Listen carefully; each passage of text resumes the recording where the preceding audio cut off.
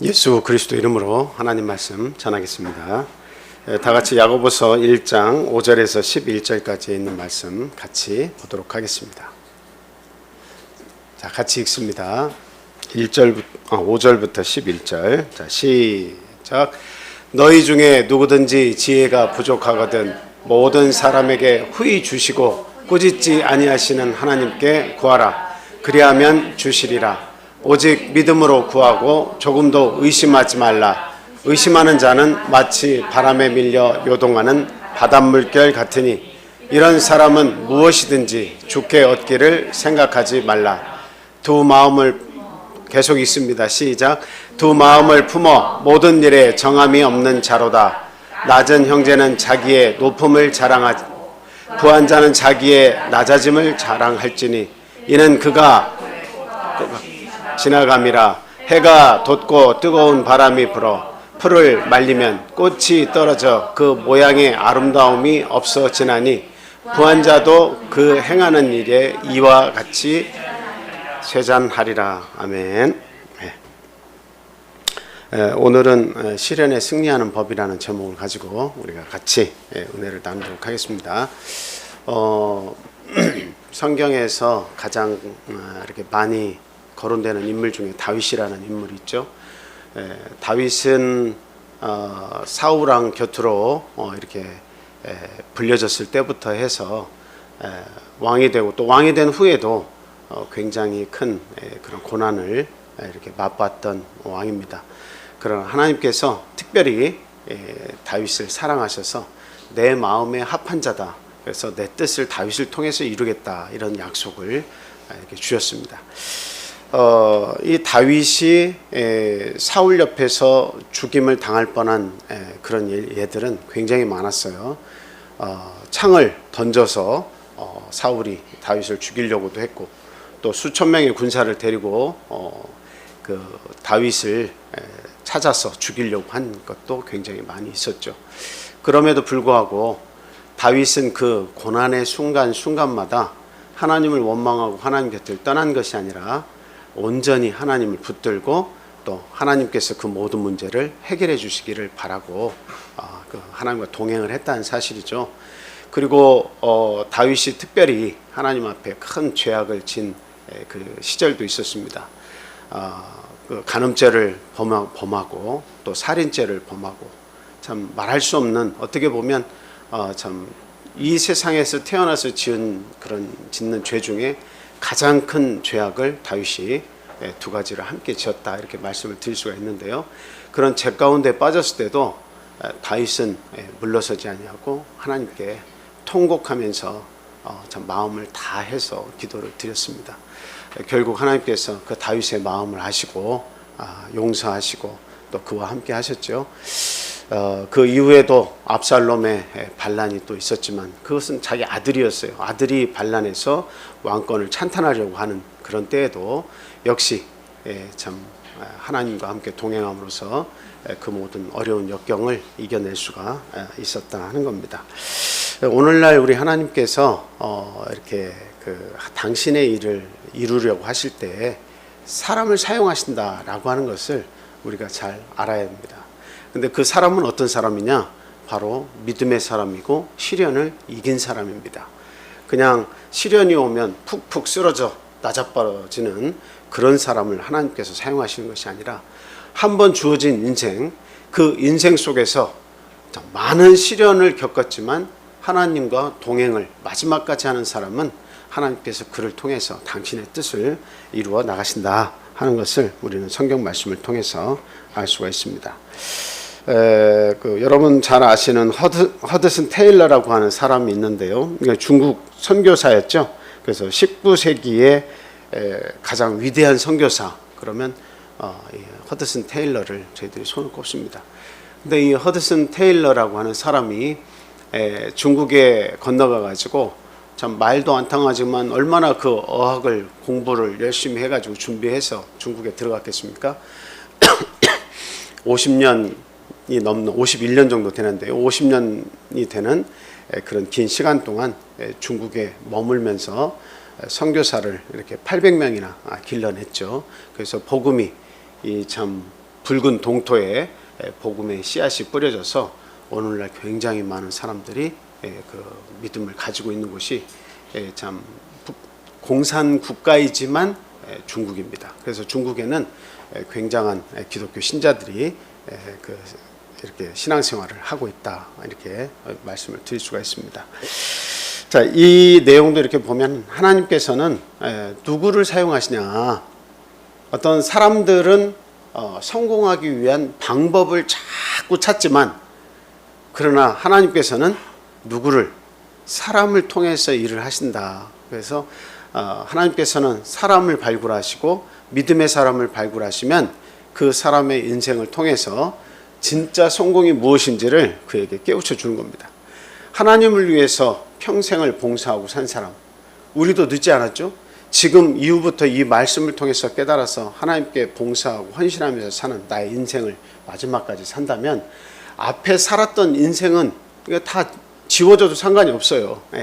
그것을 굳고 부인하라는 뜻이 아니라 열심히 사셨지만, 그러나 그 열심히 살아간 것은 나를 위한 것이고 먹고 살기 위한 것이고 마시고 그리고 집을 위해서 산 거 아닙니까? 그러나 하나님을 위해서 산 것은 아니었어요.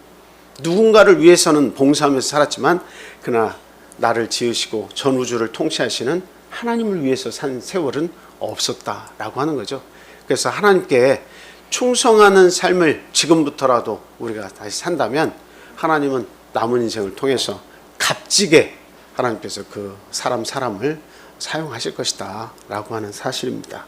그래서 허드슨 테일러처럼 자신의 인생의 대부분을 중국 선교에 바쳐서 정말 하나님의 복음의 씨앗을 이렇게 뿌리려고 했던 사람들처럼 저희들도 믿음 안에서 어떤 좌절이 와도 어떤 심란한 일이 있어도 결코 물러서지 아니하고 하나님의 사람으로 단단히 승리해야 되겠다 하는 말씀을 드립니다. 보통 지금 뉴스에 이렇게 많이 나오는데요, 이렇게 퍽치기도 있죠. 그냥 산에 이렇게 잘 다니고 있는데 뒤에서 다가가서 다짜고짜 몽둥이로 때리는 그런 상해를 입히고 죽이기도 하고 하는 그런 일들이 많이 있습니다. 또 칼로 사람의 목숨을 해하는 일도 이유도 없고 그냥 전혀 한 번도 본 적도 없는데, 그런데 칼로 해하거나 죽이는 그런 일들도 참 지금 이 지구상에서 또 우리나라에서 얼마나 자주 일어나는 일인지 모릅니다. 그러니까 이와 같이 칼이든 그리고 또 방망이든 아니면은 뭐 재물이든 재능이든 우리가 가지고 있는 이 모든 것들이 누구의 손에 쥐어지냐에 따라서 하나님이 영광을 받으시기도 하고 또 하나님의 뜻과 전혀 무관할 뿐만 아니라 정반대의 길로 사용되기도 합니다. 의사가 칼을 잘 사용하면 못 돼요. 죽을 자도 살리죠. 그런데 아주 버젓이 건강한 사람을 죽이기도 하는 강도의 손에 칼이 들면 위험천만한 일입니다. 재물도 마찬가지예요. 여러분의 재능도 마찬가지예요. 내가 가지고 있는 것을 이렇게 세상을 위해서 쓰는 것 대단히 그것도 중요한 일입니다만, 그게 믿음이 들어가서 믿음의 사람이 나의 재능을 가지고 하나님을 위해서 재능을 기부하고 사용되었다고 하면 생각해 보세요. 하나님께서 얼마나 여러분들을 사랑하시겠습니까? 얼마나 우리의 그 죽음의 강을 건너서 새로운 세상이 왔을 때에 얼마나 큰 상급을 하나님께로부터 받을 수 있겠느냐라고 하는 겁니다. 그래서 저희는 마지막 그 순간까지, 죽는 순간까지 어때요? 결단코 신앙에서 물러서는 안 되겠다, 믿음에서 물러서는 안 되겠다 하는 것을 말씀을 드립니다. 하나님께서 그 마음에 합한 사람을 찾으신다라고 하는 내용은 우리가 성경 창세기부터 보면 잘 알 수가 있습니다. 여러분, 아브라함 같은 경우도 그 갈대아 우르에서 이방신을 섬기는 그런 많은 사람이 있는 곳에서 특히 구전에 의하면 아버지가 우상을 만드는 그런 자였다 이렇게 얘기하고 있지 않습니까? 근데 그 데라 아버지의 품에 있는 이 자식, 우상을 만들면서 그것을 보면서 자라는 아브라함을 하나님께서 부르셨을 때는 왜 아브라함을 부르셨겠어요? 당신의 마음에 합하니까 부르시는 겁니다. 그래서 여러분들이 나는 왜 불러서 내가 누구 때문에 이곳에 와서 내가 하나님 말씀을 듣고 이런 귀찮은 일을 내가 해야 돼 할지 모르지만, 사실 하나님께서는 여러분들을 구원하기를 바라시고 하나님께서는 여러분들이 얼마 후면 또는 뭐 먼저도 마음이 합해질 수 있지만 때가 되면 무르익으면 하나님의 마음에 합한 자 하나님께서 여기셨기 때문에 여러분들을 불러주신 거예요. 여러분들이 만약에 꿋꿋하게 교만하고 끝까지 강한 마음으로 그 말씀을 거부했다면 이 자리에 있겠습니까? 절대 이 자리에 못 있죠. 예. 하나님의 말씀을 그래도 내 강팍한 마음일지라도 하나님의 마음을 거부하지 못하고 그래도 한번 믿어보자 이런 마음을 가지셨기 때문에 하나님이 그 마음을 참 어루만져서 힘들지만 데리고 와서 여기 앉히신 겁니다. 그게 하나님의 은혜다라고 하는 거예요. 그래서 아브라함도 하나님이 관건적으로 역사하셨어요.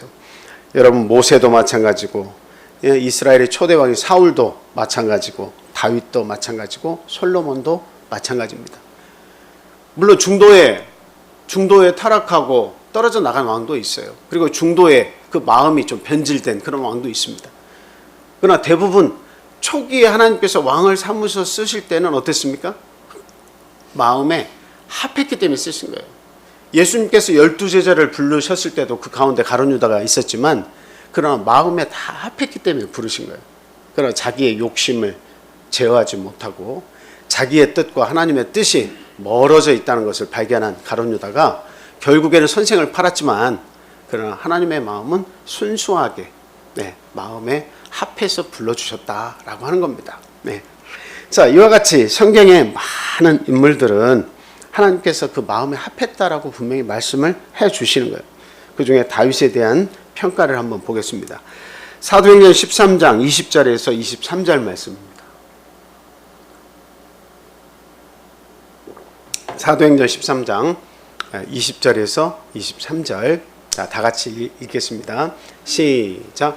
그 후에 선지자 사무엘 때까지 사사를 주셨더니 그 후에 그들이 왕을 구하거늘 하나님이 베냐민 지파 사람 기스의 아들 사울을 40년간 주셨다가 패하시고 다윗을 왕으로 세우시고 증언하여 이르시되 내가 이새의 아들 다윗을 만나니 내 마음에 맞는 사람이라 내 뜻을 다 이루리라 하시더니 하나님이 약속하신 대로 이 사람의 후손에서 이스라엘을 위하여 구주를 세우셨으니 곧 예수라.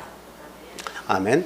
사사들도 하나님께서 마음에 합하셔서 그 짧은 기간 동안 일어나서 적과 싸워서 이스라엘을 보호하게 하셨습니다. 그리고 통일왕 사울왕 첫 번째 왕도 역시 기스의 아들 사울을 하나님께서 마음에 합해서 쓰셨죠. 그런데 정말 다윗이라고 하는 인물은 누구와도 달랐다. 그러니까 그 마음이 하나님께 특심했다라고 하는 것을 하나님께서 아신 거예요. 바울 사도도 특별히 하나님께 마음이 특심한 사람이죠. 그러니까 하나님께서 마음을 어떻게 강권적으로 나타나셔가지고 음성을 들려줘서 그를 꼬그라지게 하고 눈에 비늘을 씌우시고 앞을 못 보게 하시고 그리고 자기 자신이 아무것도 아니라는 것을 보여주셨어요. 결국 그를 쓰시잖아요. 사용하시잖아요. 그 마음이 특심하면 하나님께서 쓰시는 거예요. 마음이 합해 있으면 쓰시는 거예요. 사자와 곰과 여러 가지 그 들짐승들로부터 아버지의 양떼를 다윗이 보호할 때 그 두려움 가운데 있을 때 다윗이 어떻게 했습니까? 하나님을 믿는 믿음을 가지고 그 곰의 입을 벌리고 사자의 입을 벌려서 아버지의 양떼를 지켜냈습니다. 그런 모든 그런 두려움을 이기는 것은 하나님에 대한 절대적인 신뢰였어요. 하나님은 다윗의 마음을 아시는 거예요. 그래서 그 다윗과 같은 자기 자신의 마음에 합한 자를 찾아서 무엇을 하시겠다고 하는 겁니까? 자기의 뜻을 다 이루겠다라고 하시는 거예요. 다윗은 그 이후에 목동에서부터 발굴이 돼서 사무엘 선지자에게 기름을 부은 그때부터 해가지고 살면서 부족함이 없었던 게 아니에요. 굉장히 부족함이 많았어요. 큰 죄도 지었어요. 그러나 하나님이 그 다윗을 너무도 그 중심을 알기 때문에 그 다윗을 용서하시면서 당신의 뜻을 이루셨는데 어디까지 그 뜻을 이루신 거예요? 저 마지막 절에는 뭐라고 되어 있습니까? 예수 그리스도를 다윗의 후손에서 나게 하셔가지고 당신이 이루고자 하는 가장 핵심적인 일, 인류를 구원하시는 일, 그 인류를 구원하실 그 중요한 자리에 서 있는 예수 그리스도를 다윗의 후손에서 나게 하셨다라고 하는 겁니다. 뭐 다윗의 위에도 다 거쳐보면 깨끗한 사람이 어디 있겠어요. 다 절망 속에서 두려움과 죄악 속에서 산 사람들이죠. 그러나 그런 후손에서 예수 그리스도가 오게 하셔서 죄악과 사망에서 인류를 구원하시고 승리하는 삶을 당신의 자녀들이 살 수 있도록 예비하셨다라고 하는 거죠. 자, 이런 것만 보더라도 어떻습니까? 하나님은 모든 어려움과 시련에서 바로 서는 자들, 물러서지 아니하고 싸워서 믿음으로 승리하는 자들을 하나님께서 크게 사용하신다 하는 것을 우리가 볼 수 있습니다. 야고보서의 주제라고 하는 것은 참 거룩한 믿음, 참된 믿음입니다. 승리하는 믿음에 대해서 이 이야기를 하고 있는데요.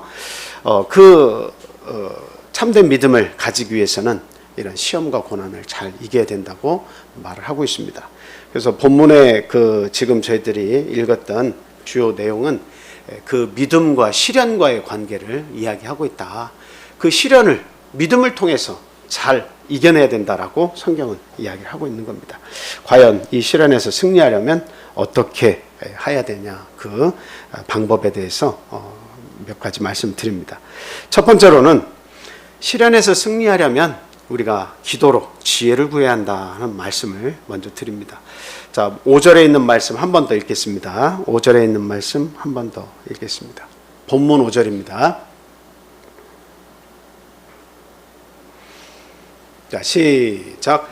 너희 중에 누구든지 지혜가 부족하거든 모든 사람의 후히 주시고 꾸짖지 아니하시는 하나님께 구하라. 그리하면 주시리라. 아멘. 전에 한 목사님의 그 간증을 제가 본 적이 있는데요.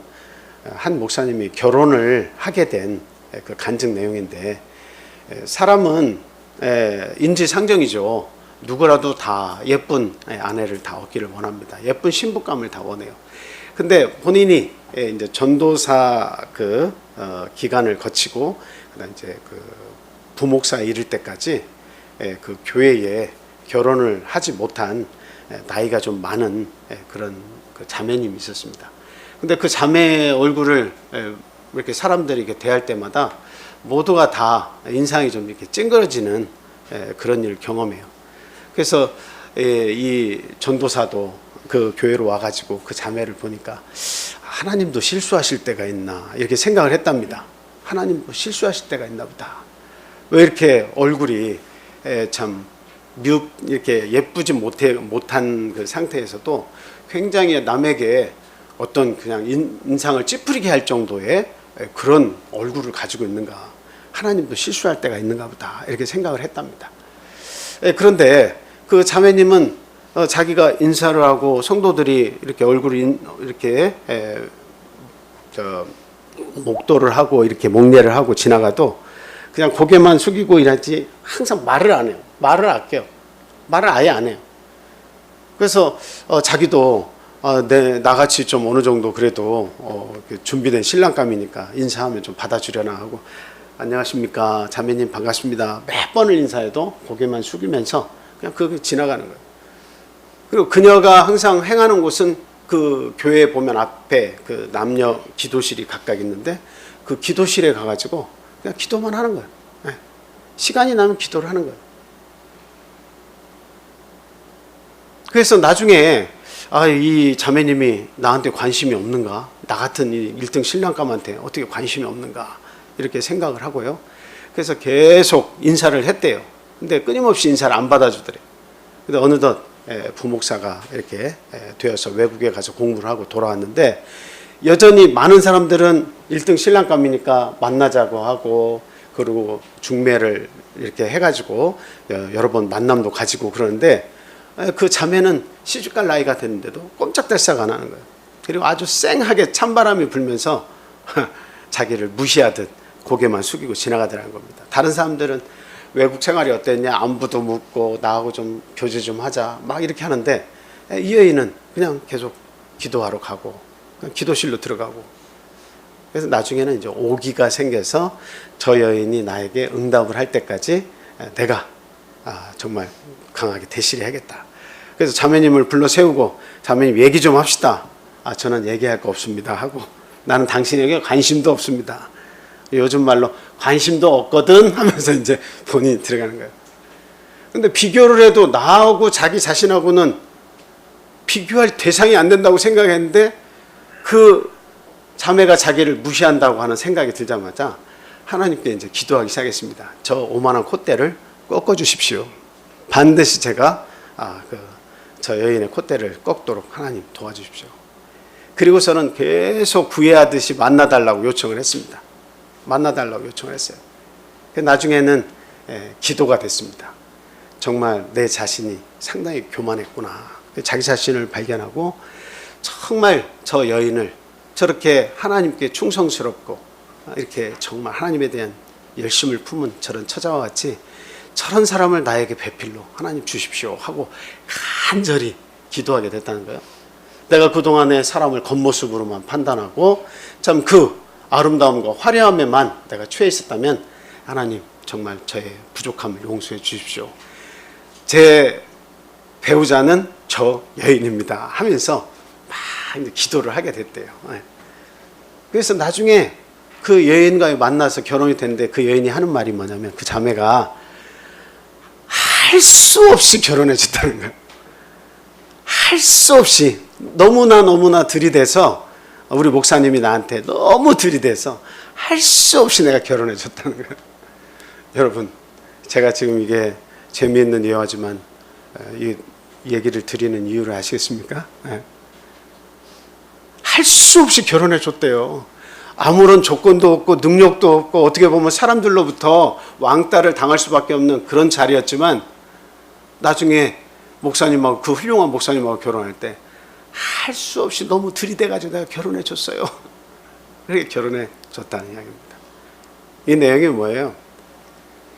기도 외에는 능력이 없다는 이야기를 하고 있는 겁니다. 기도하면 방법이 생긴다는 이야기를 하고 있는 겁니다. 기도하면 어떠한 상황에서도 내가 생각한 것 이상의 결과를 가져올 수 있다라고 하는 거예요. 그러나 기도하지 않으면 하나님의 능력을 빌릴 방법이 없는 거예요. 기도하면 내가 다 해야 되는 거예요. 기도하지 않으면 내 힘으로 이루어야 되는 거예요. 그건 너무도 힘들고 고달픕니다. 그러나 이 천지 만물을 다스리실 뿐만 아니라 세계 경영을 하시는 하나님, 우리 인간의 생사화복을 주장하시는 그 하나님께 내가 기도하는 법을 배워서 하나님께 날마다 내 기도를 아뢰면 내가 생각하는 이상의 결과를 하나님은 반드시 주신다라고 하는 겁니다. 자, 잠언 4장 6절 7절 말씀 다 같이 읽겠습니다. 자, 시작. 지혜를 버리지 말라. 그가 너를 보호하리라. 그를 사랑하라. 그가 너를 지키리라. 지혜가 제일이니 지혜를 얻으라. 내가 얻은 모든 것을 가지고 명철을 얻을지니라. 아멘. 이 지혜는 이와 같이 우리를 보호해 줍니다. 지혜는 우리를 보호해 줘요. 이 세상에서 살면서 지식은 굉장히 많은데 지혜를 갖추는 것은 상당히 어렵고 보기 드문 일이에요. 그러나 세상에서 또 지혜를 갖췄다 할지라도 세상에서는 남보다 더 효율적으로 잘 사는 사람이 분명히 있습니다만, 그러나 하나님이 보시기에는 그 세상의 지혜와 지식으로는 하나님이 보실 때는 어때요? 하나님의 뜻을 이룰 수 있는 그런 것이 아니다라고 하는 거예요. 하나님의 뜻을 이룰 수가 없어요. 그냥 내 욕심, 내 생각을 이루는 것이지 하나님이 어떤 뜻을 가지고 계시며 하나님이 나를 이 땅에 보내셔서 나를 통해서 무엇을 하실 것인가, 그 일은 하지 못하고 떠나는 거예요. 결과적으로 그 일은 하나님께서 지혜를 주셔야만 하실 수가 있는 일이다 라고 하는 거예요. 그래서 세상 속에서의 지혜 지식도 구하는 것 중요하지만 그보다 더 중요한 일은 하나님 앞에 지혜를 구해서 하나님의 사랑과 은혜를 잊는 것이다, 이렇게 말씀을 드릴 수 있습니다. 잠언 8장 11절 말씀도 한번 같이 보겠습니다. 잠언 8장 11절 말씀 시작. 대저 지혜는 진주보다 나음으로 원하는 모든 것을 이에 비교할 수 없음이니라. 하나님께로부터 오는 지혜는 진주하고 값을 비교할 수가 없습니다. 우리가 이 천국에 관한 이야기를 하면서도 그 밭에 숨겨진 보화 이야기를 많이 하잖아요. 그래서 그 농부가 밭을 일구다가 천국을 발견했을 때에 자기의 모든 재산을 다 팔아서 그 밭을 샀다 하는 이야기를 우리가 잘 알고 있습니다. 왜 우리가 천국을 살려고 하는 거예요? 그 천국을 사면 그 속에 하나님의 지혜가 무궁무진하게 들어있기 때문입니다. 그 천국의 지혜는 죽을 자도 살립니다. 우리의 마음을 지켜줍니다. 마음이 2갈래, 3갈래, 10갈래로 내 마음이 갈라지는 것을 하나로 모아주는 그런 역할을 합니다. 그래서 승리할 수 있는, 성공할 수 있는 삶을 살도록 인도해 주신다라고 하는 것이죠. 예. 그 톨스토이의 그 책 가운데 재난의 원인이라고 하는 그런 내용이 있는데, 그 내용에 이렇게 보면 한 어린아이가 닭을 이렇게 키우는데 그 닭이 담장을 넘어서 옆집으로 이렇게 갑니다. 그 옆집에 가서 닭의 알을 낳고 와요. 꼭 이 닭은 아침마다 그 달걀을 낳는데 담장을 넘어가지고 옆집에 갔으니까 2, 3일에 하나씩은 닭 알을 주는데 넘어가서 닭의 알을 기다리고 있는데 다시 그냥 알을 낳고 넘어와 버린 거예요. 그래서 유심히 보니까 분명히 알을 이렇게 낳았는데, 근데 가가지고 그 알을 달라 하는데 그 집 주인이 우리 집 닭이 낳은 알인데 왜 네 집 닭이 낳은 알이라고 하느냐 하면서 안 주는 겁니다. 그러니까 이 싸움이 양쪽 여기 아저씨하고 아버지하고 이렇게 싸움이 붙게 됐어요. 왜 우리 자식이 분명히 봤다는데 그 알을 주지 않느냐고. 그래서 서로가 막 아주 불신이 이렇게 막 쌓였습니다. 뭐 때문에? 닭 알 하나 때문에, 달걀 하나 때문에. 그래서 이 아버지가 하도 괘씸하고 화가 나고 그게 계속 마음에 체증이 돼가지고 도저히 안 되겠다 하고 몰래 그 집에 가가지고 불을 놨습니다. 그래서 돌아오는데 보니까 우리 집에도 불이 막 나고 있는 거예요. 누가 불 이거 지른 거예요? 옆집 아저씨가 지른 거예요. 똑같이 불편하고 똑같이 화가 나가지고 참다 못해서 방법으로 그 집을 확 그냥 불 질러버렸다 하고서 불을 질렀는데, 이쪽 집 아저씨도 화가 나가지고 몰래 와가지고 같이 불을 지른 겁니다. 그래서 두 집이 몽땅 다 타버렸어요. 그것을 이렇게 두 사람이 바라보면서 참 어처구니가 없다는 듯이 그것을 바라보면서 이 모든 재앙의 원인은 뭐였다는 거예요? 달걀 하나에서 출발했다. 달걀 하나에서 비롯됐다. 이렇게 얘기하면서 가슴을 쳤다는 이야기입니다. 이거 뭐가 없다는 거예요? 지혜가 없으면 이런 일이 벌어지는 거예요. 지혜가 없으면 용기도 없어지고, 지혜가 없으면 지식도 있어도 소용이 없는 거예요. 아무리 재산을 많이 가지고 있어도 지혜가 없으면 그 재산을 지킬 수도 없는 것이다는 겁니다. 그래서 우리가 믿음 안에서도 하나님이 주시는 지혜가 없으면 아무리 그가 왕이 되었던 어떤 높은 직위를 가졌던 하나님의 선지자였던 하나님의 사람 과거에 이었던 상관이 없어요. 지혜가 없으면 모든 것이 다 사라지는 거예요. 여러분, 삼손 지혜가 없었죠? 결국 여인들의 요청에 의해서 자신의 이 머리가 길어지면 힘이 난다는 것을 블레셋 사람에게 이야기가 돼가지고 결국 눈이 다 뽑아지고 송아지 자리에 가서 연자맷돌을 돌리는 신세가 되어버렸습니다. 하나님의 도구로 부르심을 받았지만 그 마지막에 얼마나 참 안타까운 그런 삶을 살았습니까? 모두가 다 이런 거예요. 네. 참 그래서 우리는 무엇보다도 지혜를 구하는 자가 돼야 된다. 하늘에서 주시는 지혜를 구하는 자가 되야겠다라고 하는 거죠. 자, 성경 말씀에 보니까 그 6절 말씀, 본문 6절 말씀 한번 볼게요. 자, 뭐라고 되어 있습니까?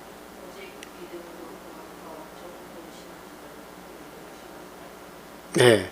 자, 그 다음에 5절 말씀, 거기에 뒷부분을 보면 지혜를 구할 때 하나님께서 어떻게 하신다고 얘기하고 있죠? 모든 사람에게 후히 주시고, 그 다음 뭐라고 되어 있어요? 꾸짖지 아니하신다. 그러면 주신다고 얘기하고 있죠. 너그러이 주신다는 거예요. 풍성하게 주신다는 거예요. 우리 사람들의 마음은 하나님하고 비교하면 째째하게 그지없죠. 사람의 마음은 째째합니다. 그럴 수밖에 없어요. 사람은 움켜쥐는 속성이 있어서 결국 이 움켜쥐는 것을 누군가를 위해서 주거나 베푸는 것은 째째할 수밖에 없습니다. 이것은 뭐 누구의 일이 아니고 바로 나의 일입니다. 그래서 우리 인생은 대부분 다 째째합니다. 그런데 하나님은 어쩌시다는 거예요? 후히 주시는 게 원칙이다라고 하는 거예요. 하나님은 그냥 주셔도 후히 주신다라고 하는 거예요. 그냥 찔끔찔끔 주시고 째째하게 주시는 것이 아니라 우리 하나님의 속성은 네가 구하기만 하면 나는 고이 주겠다는 거예요. 풍성하게 주겠다는 거예요. 여러분 욥에게 가져가신 재산 돌려주실 때 어떻게 주셨는지 성경을 통해서 아시죠?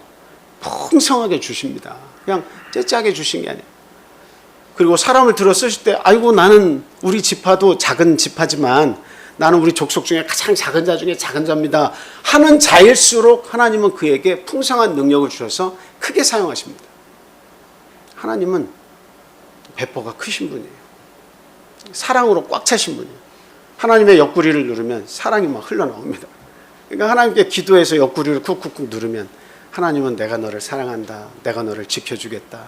내가 너의 아픔을 안다. 눈물을 씻어주겠다. 너의 죄를 사해주겠다. 하나님은 항상 이것을 준비하시고 너그러이 주신다라고 하는 거예요.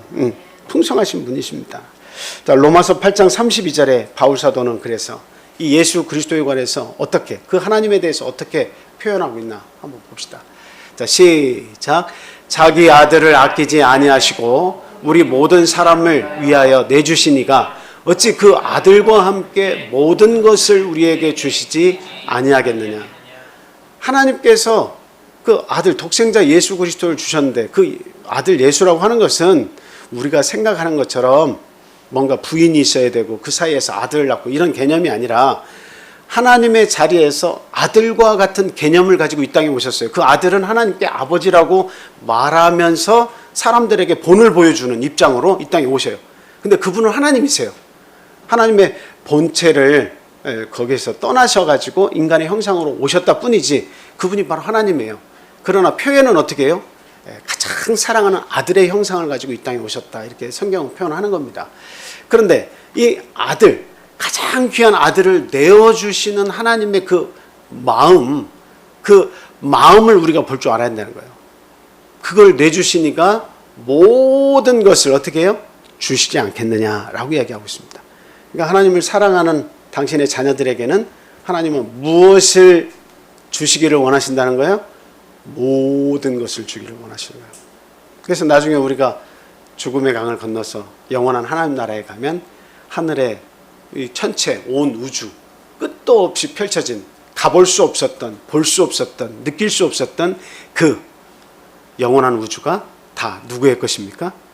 저와 여러분들의 것입니다. 그것이 되는 거예요. 그게 우리의 무대가 되는 거예요. 그냥 있는 게 아니에요. 하나님의 것이 곧 우리의 것이 된다 하는 거죠. 그 다음에 꾸짖지 아니하신다는 것은 무슨 의미일까요? 꾸짖지 아니하신다. 이거는 꾸짖으셔도 마땅한데 꾸짖지 아니하신다는 거예요. 꾸짖어도 마땅한 일 뭐예요? 잘못 구하면 꾸짖습니다. 얘놈아, 네가 이게 뭐가 필요하다고 이걸 구해. 그리고 네가 한 일을 생각해봐. 네가 지금 이게 구하는 게 마땅한 일인가? 이렇게 꾸짖으셔서도 마땅한데도 불구하고 꾸짖지 아니하신다라고 하는 거죠. 꾸짖지 아니하신다. 하나님의 속성은 하나님께 나오는 자는, 하나님께 구하는 자에게는 결코 꾸짖지 아니하신다라고 하는 거예요.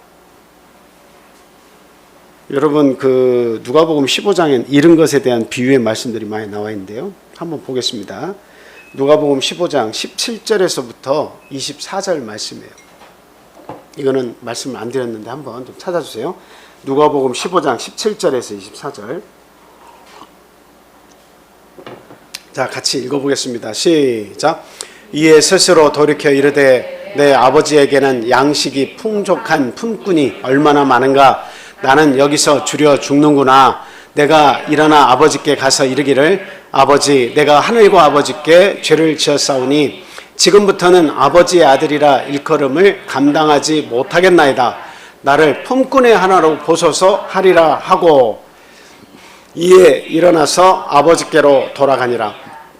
아직도 거리가 먼데 아버지가 그를 보고 측은히 여겨 달려가 목을 안고 입을 맞추니 아들이 이르되 아버지, 내가 하늘과 아버지께 죄를 지었사오니 지금부터는 아버지의 아들이라 일컬음을 감당하지 못하겠나이다 하니 하나 아버지는 종들에게 이르되 제일 좋은 옷을 내어다가 입히고 손에 가락지를 끼우고 발에 신을 신기라. 그리고 살진 송아지를 끌어다가 잡으라. 우리가 먹고 즐기자. 이 내 아들은 죽었다가 다시 살아났으며 내가 잃었다가 다시 얻었노라 하니 그들이 즐거워하더라. 예. 집 나간 탕자가 그냥 나갔어요 하면 아버지의 마음을 괴롭게 해가지고 자기의 물려받을 재산을 다 가지고 나갔습니까? 후자죠. 다 가지고 나가서 어떻게 했어요? 다 탕진했어요. 근데 그 형이 나중에는 자기를 위해서는 염소 한 마리도 양 한 마리도 잡아주지 않았다고 그렇게 속상한 마음을 이야기하면서 동생을 고발할 때 뭐라고 이야기하죠? 어디다 다 써버린? 아버지의 돈을 유산을 상속분을 가져다가 뭐에다 다 써버렸대요? 창기와 써버린 이런 동생을 위해서는 송아지까지 잡아주면서 아버지가 나를 기억하고 나에게 그 한번 잔치 열어준 적 있습니까? 이렇게 따지는 부분 여러분들 잘 들었을 거예요. 네. 거기에 보면 이 둘째 아들의 타락의 정도를 우리가 알 수가 있습니다. 그러니까 내려갈 때까지 내려갔다는 거예요. 그리고 그 아버지는 하나님을 상징하기 때문에 그 아버지의 부유함이라고 하는 것은 어마어마한 거예요. 그러니까 거기서 자기의 상속분을 가져갔다는 것은 어마어마한 재물을 가지고 떠났다는 것을 이야기하는 거예요. 그래서 그것을 가지고 나가서 아버지의 것을 가지고 나가서 아주 허랑방탕하게 그 모든 것을 다 써버린 거예요. 탕진해버린 거예요. 그리고 나서 결국에는 어디로 갔어요? 친구들 다 떠나버리고 재물로 친구를 다 사귀어가지고는 다 좋다고 많이 모였었는데 다 떠나버리고 어디에 가서 밥 대신 뭐 먹었어요? 밥으로? 뭐 먹었어요? 돼지에? 쥐염열매 먹었어요.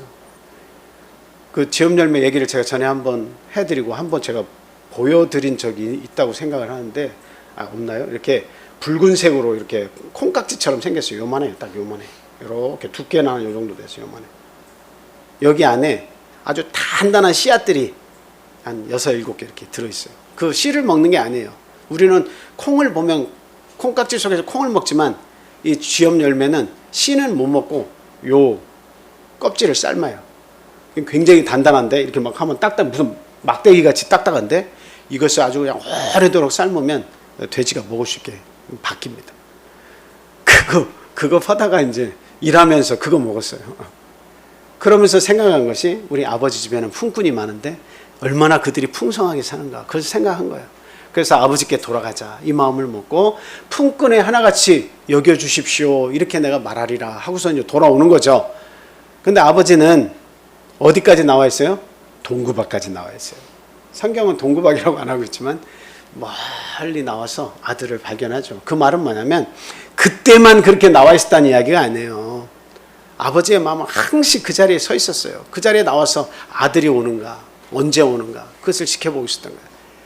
그래서 아직 상거가 먼데 거리가 굉장히 먼데 아버지가 먼저 발견하고 막 뛰어가서 끌어안고 입을 맞춰주었습니다. 아버지 뭐라고 얘기했겠어요?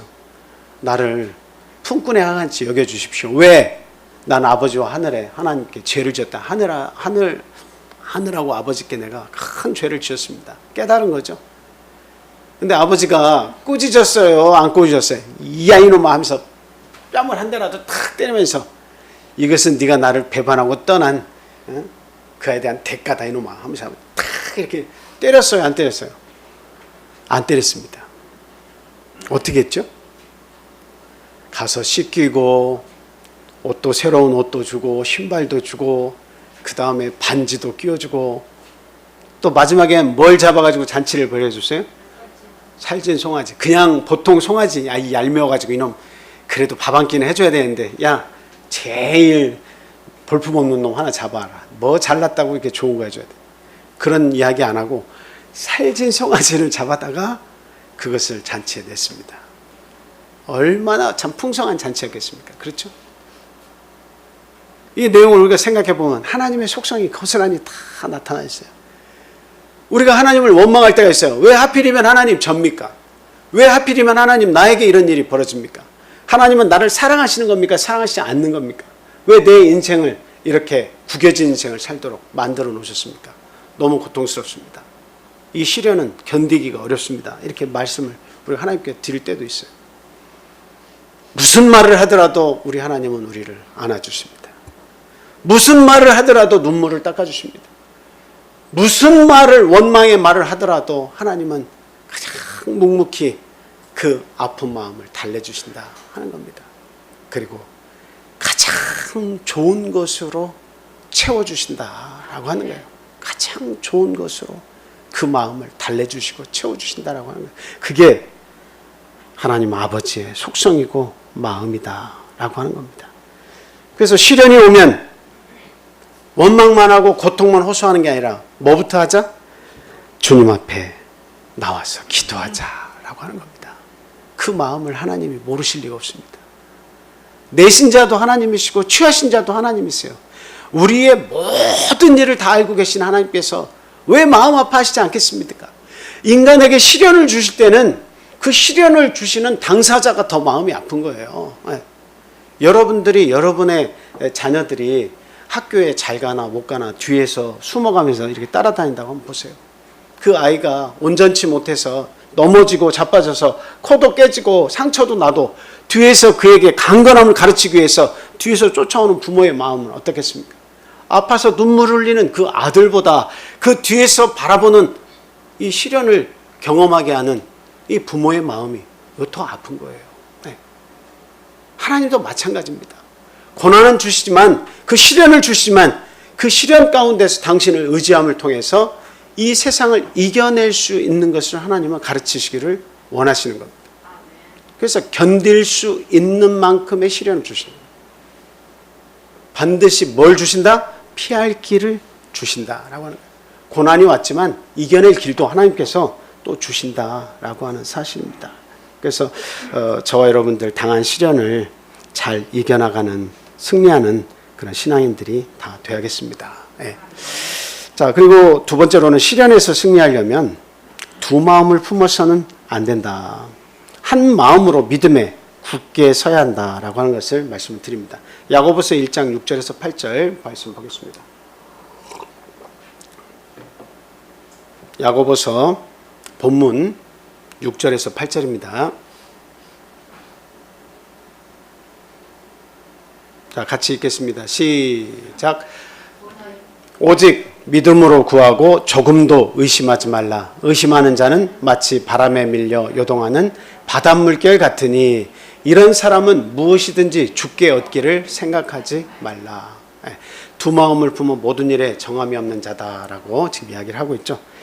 자, 결국 시련을 이기는 자는 한 믿음으로 하나님을 끝까지 바라보는 자예요. 중간에 다른 거 바라보면 결코 그 하나님의 약속을 얻어낼 수가 없죠.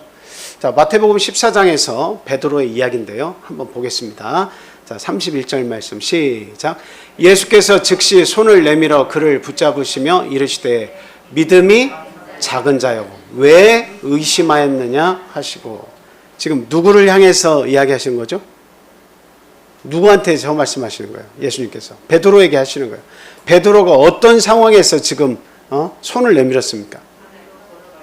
네, 바다 위를 걸어서 예수님께 가겠다고 자기가 자청했죠. 예수님께서 오라 이렇게 얘기했습니다. 근데 그 물 위를 걸어서 예수님께 가다가 중간에 어떤 변화가 있었어요? 네, 바람이 있는 것을 봤습니다. 바람이 부는 것을 느꼈어요. 감지했어요. 바람이 불면 뭐로 표현이 돼요? 바람은 눈에 안 보이지만 풍랑이 보입니다. 자기가 물 위를 걷고 있는데 물이 찰랑거리면서 이게 파도가 이렇게 치는 게 자기에게 다가오는 것을 눈으로 봤습니다. 바람은 소리와 그 바람이 닿은 대상을 보고 바람을 우리가 인식을 하잖아요. 그것을 베드로가 딱 느꼈을 때 아이고 내가 지금 물 위를 걷고 있는데 이게 뭔 일이냐 하고 내가 집중하던 예수님에게서 그 초점이 어디로 옮겨갔어요? 바다 물결로 옮겨갔어요. 아이고 이게 바닷물 아니냐.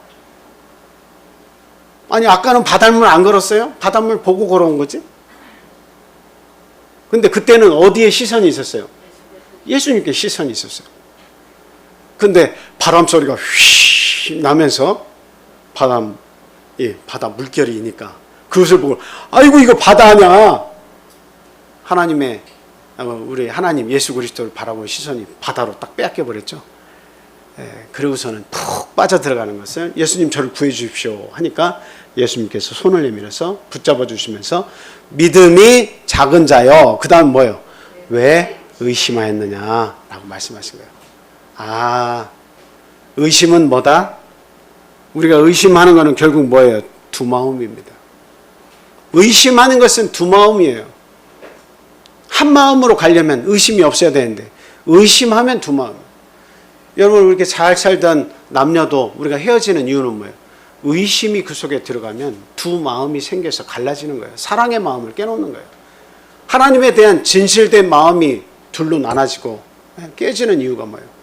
의심하면 하나님도 보고 현실도 보고 하나님도 보고 현실을 직면해서 내가 해석해보고 결국 믿음으로 두 가지를 다 볼 수가 없어요. 하나님은 믿음으로 보는 것이고 이 현실은 어때요? 이 현실은 눈에 보이는 것만 보려고 하는 속성이 있어요. 그래서 결국 하나님에 대한 시선을 빼앗기면 결국 빠지고 만다. 시련을 만나서 결국 하나님으로부터 떠날 수 있게 된다라고 하는 거죠. 그러므로 우리의 시선은 자나깨나 어디입니까? 네, 하나님께. 우리의 시선은 자나깨나 하나님께. 두 믿음이 아니라 오직 한 믿음으로 자나깨나 하나님께 둬야 된다는 거예요. 그래서 여러분 남편에 대한 모든 일도 하나님께 아뢰시고 아내에 대한 모든 일도 하나님께, 여러분의 자녀에 대한 일도 하나님께, 내가 시련을 당해도 그 고통을 하나님께, 내가 기쁨을 만나도 그 기쁨을 내가 잘해서 이렇게 됐네 하는 것이 아니라 결국 모든 영광을 하나님께 돌려야 된다라고 하는 겁니다. 이것이 시련을 이기는 방법이죠. 정말 이게 중요한 일이에요. 자,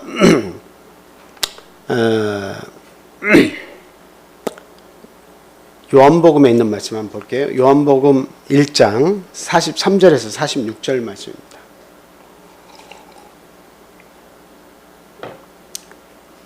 네, 우리 다 같이 한번 읽어보도록 하겠습니다. 자, 요한복음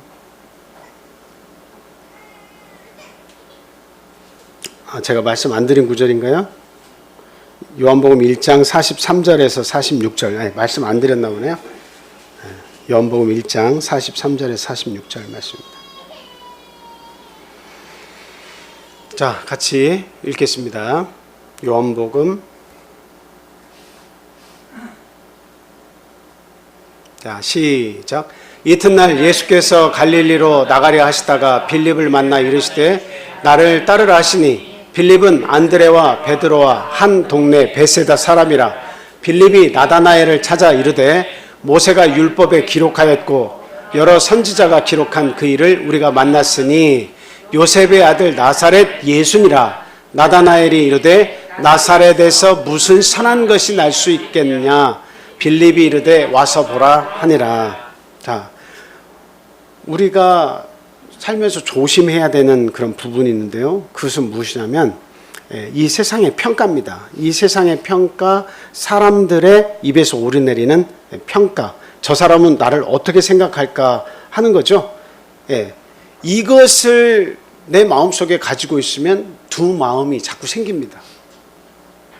사람들이 나를 어떻게 생각할 것이냐, 저 사람은 나를 어떻게 판단하냐, 이것을 자꾸 생각하면 의심이 생기고 믿음이 자꾸 줄어들어요. 내가 집이 없으면 저 사람들이 그 나이까지 먹도록 저 뭐하니라고 저렇게 집도 없이 살았어. 사람들의 평가가 두려우니까 지금이라도 열심히 일해서 집이라도 하나 장만해야지. 그게 안 좋다는 이야기가 아닙니다. 내가 하나님을 믿음으로써 살아온 이 세월에 대해서 남의 눈치를 봐서 내 신앙도 왔다 갔다 하는 거, 이거 굉장히 큰 문제라는 거죠. 사람이 나를 이렇게 판단할까 봐 두려워서 나는 이렇게 해야 돼. 이거 믿음이 없는 행위라는 거죠. 왜 저렇게 살아? 왜 저렇게밖에 할 수 없지? 이렇게 사람들이 손가락질을 할 때마다 그것을 보면서 내 마음에 출렁이는 파도가 생기고 나는 그것을 보고 거기에 빠져 들어가는 거예요. 아, 그러면 안 되지. 나 이렇게 살면 안 되지. 내가 너무나 믿음에 치중해서, 믿음에 미쳐서, 하나님께 미쳐서 내가 살았나 봐. 이제는 나도 실속 챙기면서 살아야지.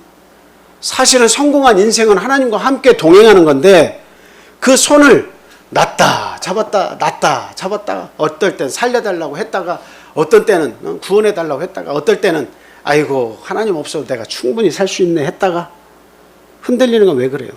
결국 세상의 평가를 두려워하기 때문이다. 사람들의 판단을 두려워하기 때문이다 라고 하는 사실입니다.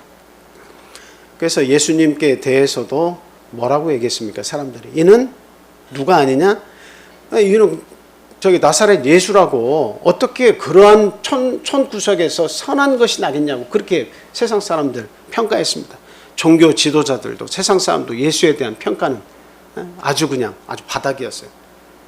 나사렛에서 무슨 선한 것이 나? 그가 기적을 행하고 죽은 자를 살리고 뭐 한다고 얘기해도 별로 나중에 실체를 보면 알겠지만 별거 아니야.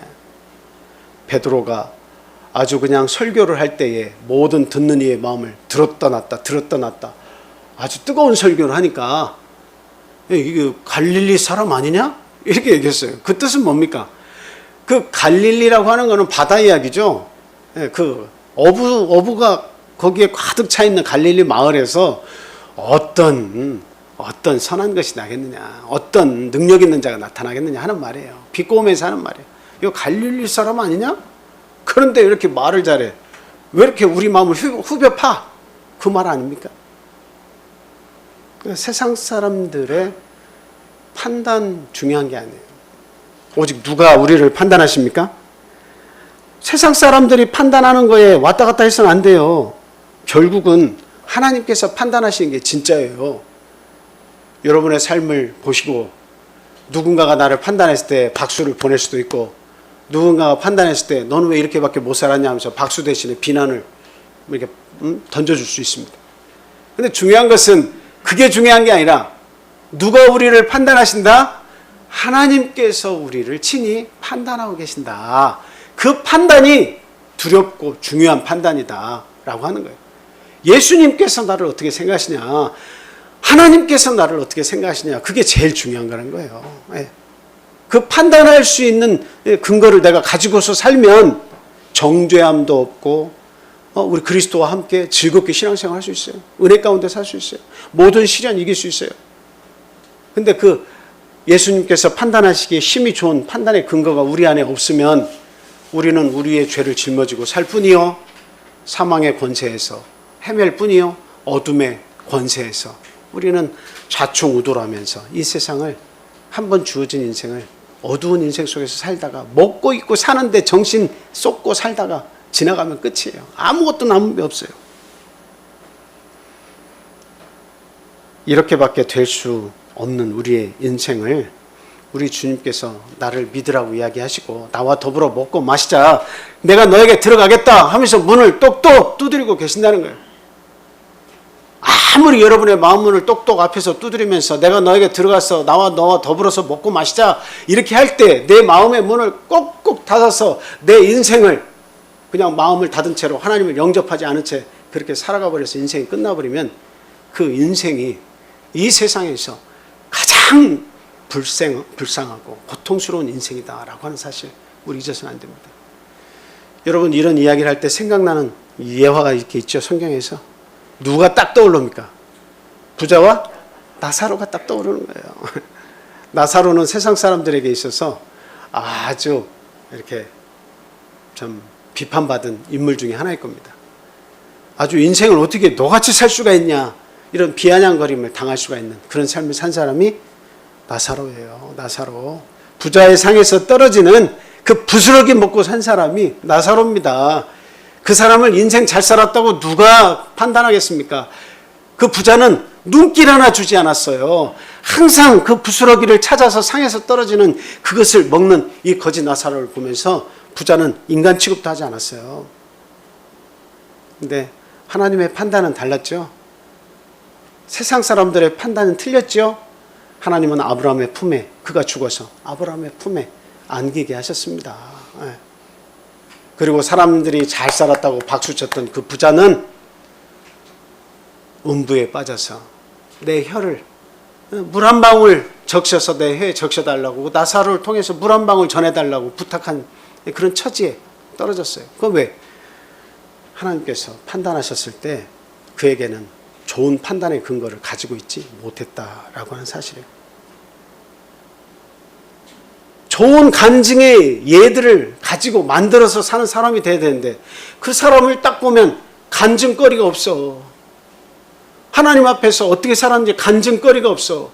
세상 사람들 위해서는 아이고 이렇게 간증할 거리들이 많은데, 세상 사람들 위해서 이렇게 살았대 저렇게 살았대, 이 간증거리는 많은데 하나님이 보실 때 간증거리가 없어. 그건 참 안타까운 겁니다. 그래서 우리는 앞으로 이 세상에 대한 열심을 가지고 살지 말라는 이야기 아니라 열심을 가지고 살아야겠지만, 우리가 그보다 더 중요하게 생각하는 열심은 우리 하나님께 두고 살아야 된다라고 하는 거예요. 그래서 주님을 끝까지 신뢰하는 저와 여러분이 되어야 되겠습니다. 자, 역대하 20장 12절에서 20절 12절을 읽고 20절로 넘어가겠습니다. 시작. 우리 하나님이여 그들을 징벌하지 아니하시나이까. 우리를 치러오는 이 큰 무리를 우리가 대적할 능력이 없고 어떻게 할 줄도 알지 못하옵고 오직 주만 바라보나이다 하고 20절로 넘어가겠습니다. 자, 시작. 20절 시작. 이에 백성들이 아침에 일찍이 일어나서 드고와 들로 나가니라. 나갈 때에 여호사밧이 서서 이르되 유다와 예루살렘 주민들아 내 말을 들을지어다. 너희는 너희 하나님 여호와를 신뢰하라. 그리하면 견고히 서리라. 그의 선지자들을 신뢰하라. 그리하면 형통하리라 하고.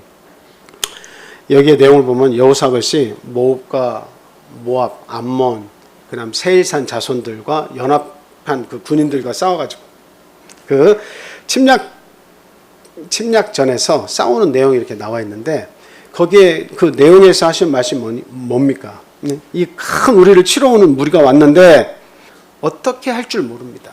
그래서 오직 주만 바라보나이다 하고 지금 기도하고 있는 거죠.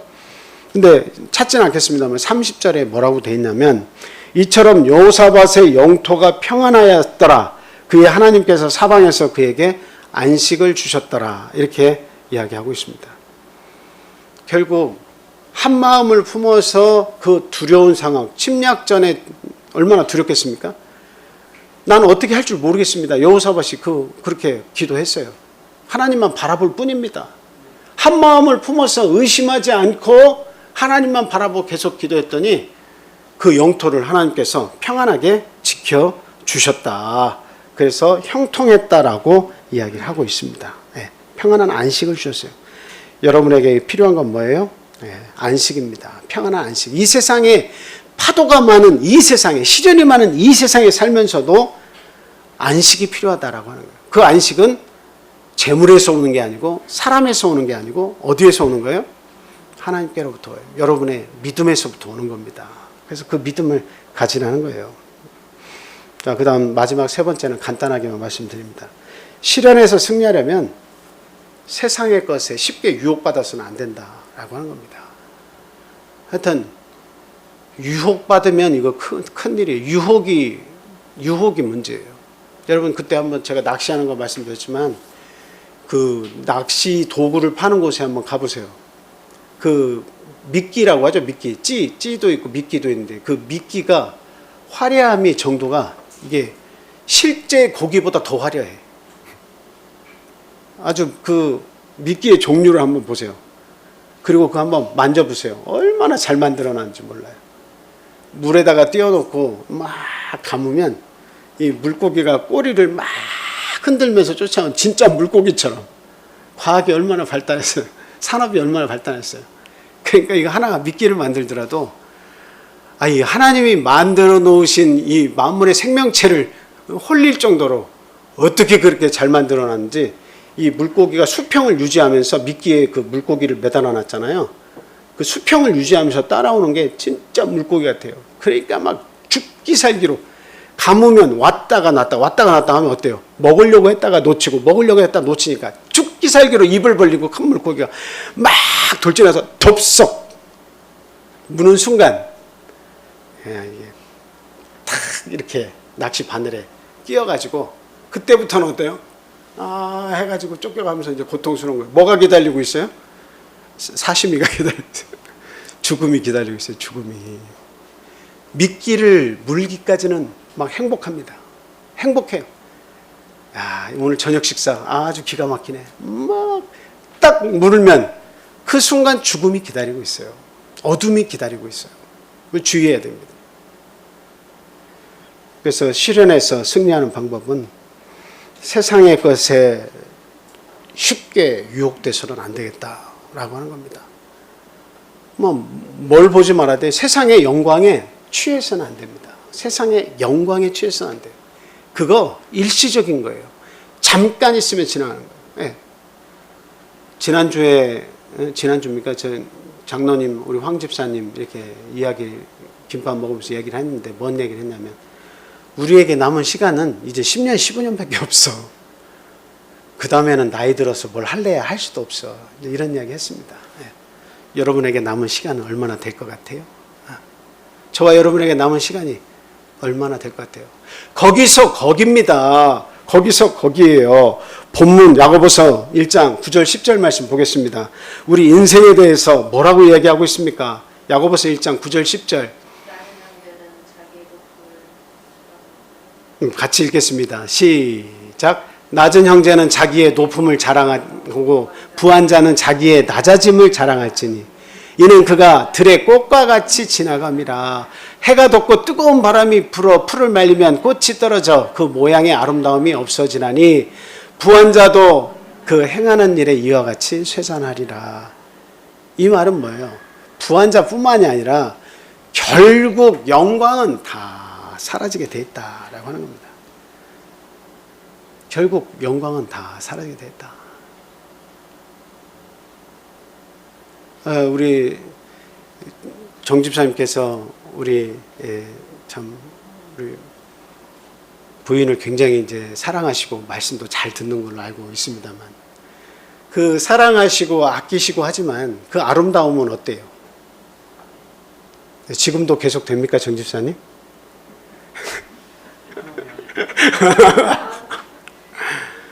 제가 제 아내를 봐요. 제 아내도 젊으면 다 아름답잖아요. 젊음이라는 것 자체가 아름다움이고 살도 탱탱하고. 근데 시간이 지나니까 머리에 흰머리가 가운데 쫙 이렇게 피기 시작해요. 저는 옆에서 흰머리가 쫙 피기 시작해요. 저는 마음으로는 안 늙는 것 같고 이거 색칠만 하면 힘이 새로 솟을 것 같은데 어떤 일을 당장 닥쳤을 때 하려고 하면 기운부터 빠져요. 아, 과거에 내가 저런 거 어떻게 하려고 했지? 아유, 그런 마음들이 사라져버립니다. 도전하고 싶은 마음도 점점 사라져요. 뭔가 힘껏 해봐야겠다는 마음도 자꾸 줄어들어요. 어느새 그렇게 됐어요. 어느새 그렇게 됐어요. 우리가 가진 영광이라고 하는 것은 잠시 잠깐이면 다 사라져버리는 거예요.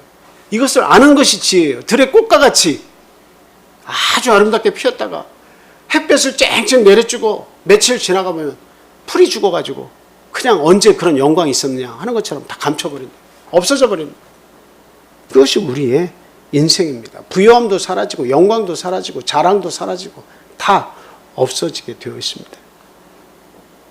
그래서 세상의 것을 사모하는 것은 그 순간은 아름답지만, 그 순간은 좋은 것 같지만, 그러나 지나가 보면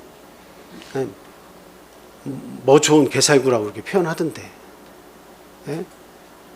먹어봤자 맛없는 게살구예요, 게살구. 예. 그래서 예수님께서 40일 동안 아무것도 못 드시고 이 마귀에게 시험을 당하셨을 때 그 시험을 당한 내용 중에 하나가 뭐였습니까? 감히 하나님의 아들 예수 그리스도에게 천하만국의 영광을 보여주면서 네가 나에게 경배하면 이 모든 것을 다 주겠다, 이렇게 얘기하셨죠. 오늘날 우리 믿는 자들에게 역사하는 마귀의 질문이 있습니다. 내가 이 영광을 너에게 줄 테니까 어떻게만 해라? 나를 따라라. 나에게 경배해라 라고 하는 겁니다. 지금도 똑같이 역사해요. 천하만국의 영광을 내가 너에게 주겠다. 네가 원하는 것을 원하는 만큼 주겠다. 하지만 어떻게 해야 그것을 얻을 수 있다? 나에게 경배해라. 그 말은 뭐예요? 이 유혹에 미끼를 물으라는 거예요. 믿음을 저버리고 믿음의 미끼를 물으라. 그러면 이 세상에서 네가 원하는 성공할 수 있게 도와주겠다라고 하는 겁니다. 그래서 우리는 정말 하나님 안에서 승리하는 것이 진짜 승리고 성공이지, 이 세상에서 승리하고 성공하는 것을 진짜 성공으로 알아서는 안 된다라고 하는 겁니다. 그래서 세상의 것에 쉽게 유혹을 받는 그런 사람이 되서는 안 된다라고 하는 거예요. 요즘 교회 안에 그 원불교 교인들이 이렇게 좀 생기고 있다고 합니다. 원불교 교인. 그 원불교 교인은 뭐예요? 어떤 걸 얘기하겠어요? 세상에 우리 이런 불교 중에 하나인 원불교를 얘기하는 게 아니고 원망하고 그 다음 뭘까요? 불평하고 교만하고 원망하고 불평하고 교만한 교인들이 막 생겨나기 시작하고 있대요. 자기 멋대로 하나님의 진리를 해석하고 자기 멋대로 원하는 대로 자기의 지식을 가지고 판단하고 결국 이러한 것들 때문에 사람이 넘어지는 거 아닙니까? 이러한 것들 때문에 시련을 만나면 다 꼬꾸라지고 자빠지고 넘어지는 거 아니겠습니까? 그렇죠? 저와 우리 성도님들은 낮아져야겠다. 본문 마지막 말씀과 같이 시련을 이기는 자의 자세는 낮아짐입니다. 시련을 이기는 자세는 낮아져야 돼요. 그리고 우리의 인생이 덧없다라고 하는 것을 빨리 알고 하나님과 더불어서 가치 있는 삶으로 방향 전환을 해야 된다라고 하는 겁니다. 가치 있는 인생으로 방향 전환을 해야 한다라고 하는 거예요. 예레미야 9장 23절 말씀 보겠습니다. 예레미야 9장 23절 시작. 여호와께서 이와 같이 말씀하시되 지혜로운 자는 그의 지혜를 자랑하지 말라. 용사는 그의 용맹을 자랑하지 말라. 부자는 그의 부함을 자랑하지 말라.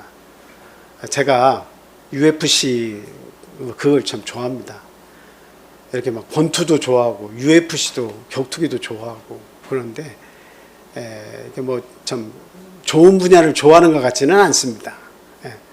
근데 저희 아버님도 그걸 참 권투도 좋아하시고 홍수환 장정구 그때부터 막 TV를 보면서 그런 우리나라가 그 배고프고 가난한데 밖에 나가서 싸워서 승리하면 막 그 승리감 이런 것들이 막 대단히 좋아가지고 어렸을 때부터 아버지 따라 좋아하다 보니까 이제 격투기까지 좋아하게 되는데 그 격투기나 권투나 선수들이 할 때 그 자기의 그 명성과 자기의 그 힘을 자랑하는 사람도 있습니다.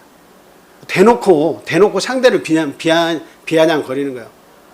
혓바닥을 내 가지고 막 하면서 그 앞에서 고개를 흔들면서 그리고 막 도발을 하는 거예요. 한번 해봐, 쳐봐.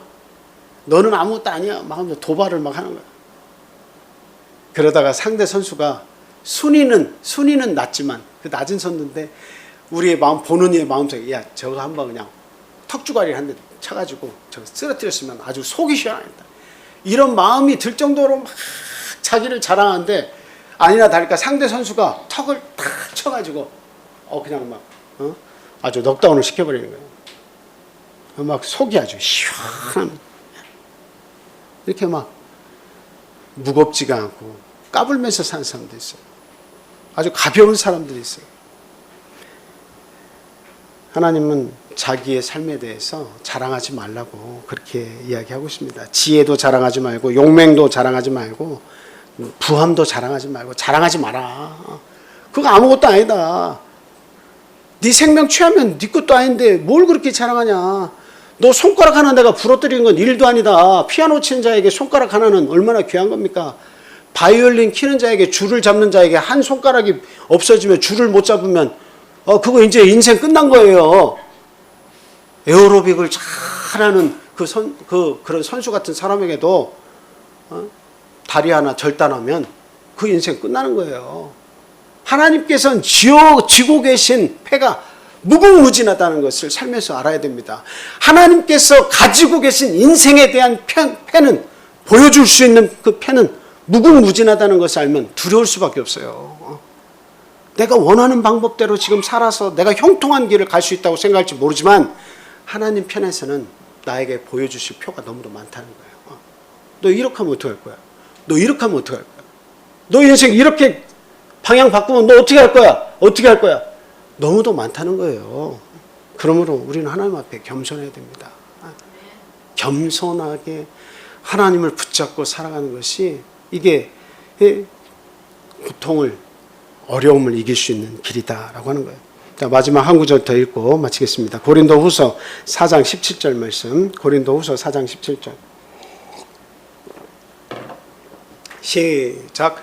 우리가 잠시 받는 환난에 경한 것이 지극히 크고 영원한 영광에 중한 것을 우리에게 이루게 함이니.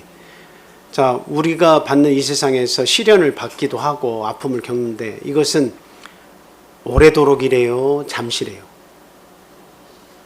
근데 여러분이 느끼기에는 정말 잠시입니까? 내 인생, 남은 인생 생각하면 아이고 아직도 몇십 년이나 남았는데.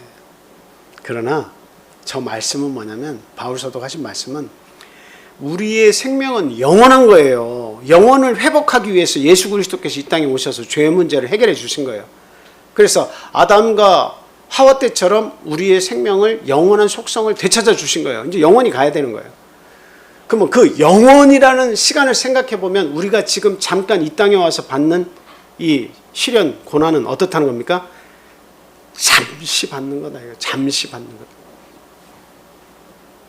그리고 우리가 받는 환난이, 아이고 나는 내가 받는 환난이 이게 너무나 무겁고 참 고통스러워, 이렇게 생각할 수 있지만, 그러나 바울사도는 그것을 크다고 생각하지 마라.